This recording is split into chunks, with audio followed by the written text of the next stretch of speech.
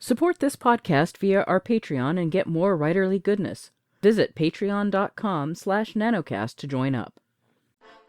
Welcome to NaNoWriMo Every Month. My name is J. Daniel Sawyer. I'm the author of some 20 books, 34 short stories, and numerous articles and other things, and I am your guide on this journey to use NaNoWriMo to level up to professional output levels. Welcome to day N-1.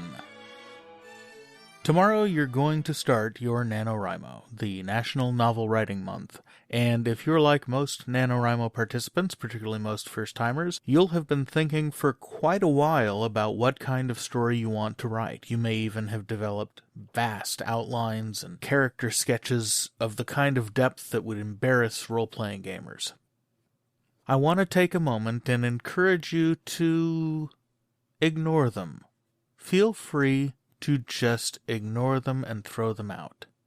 So many times with creative endeavors, the first idea we go to a project with is not the best. It's just the thing that gets us going. It's the second idea, the one that comes in the heat of trying to get traction, that really bites into the ground and gets you going. So if you feel that happening, let it happen. You can write the other book another time. No one besides you knows whether or not you set that book aside. There is another way you can come to NaNoWriMo, a middle ground of sorts between outlining everything to death and coming in completely cold and staring at an utterly blank page.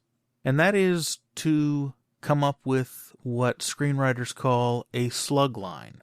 Terminator meets Godzilla, what have you. A man alone in a cabin is confronted by the ghost of the love of his life. Something like that. That's a slug line. It's a one-sentence description of what your story is about. Or you can write from a title. Just a title. It's amazing where you can go from just a title.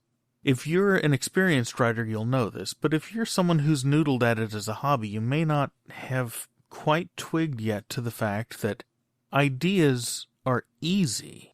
It's the execution that can be hard. And sometimes the more you poke at and ossify an idea, the firmer an idea gets in your head, the more difficult it is to actually execute it, because you're trying to live up to an imaginary standard, a sort of platonic ideal that doesn't really exist. You have a shape in your head and you want to pour the story into it. But sometimes stories have their own ideas, and some of the best ones break out of the original mold that was poured for them, even ones like, say, Lord of the Rings, that were outlined within an inch of their life, wound up going directions the authors did not expect. So as we go into NaNoWriMo and start tomorrow, remember to leave yourself that elbow room. It might make the difference between hitting your word count and getting stuck in writer's block. I'll see you tomorrow.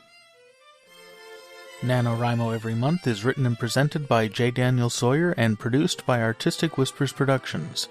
Visit our website at NaNoWriMoEveryMonth.com and leave a tip in the tip jar to support this podcast. NaNoWriMo Every Month is copyright 2015 by J. Daniel Sawyer and Artistic Whispers Productions and released under a Creative Commons Attribution Non-Commercial No Derivatives license.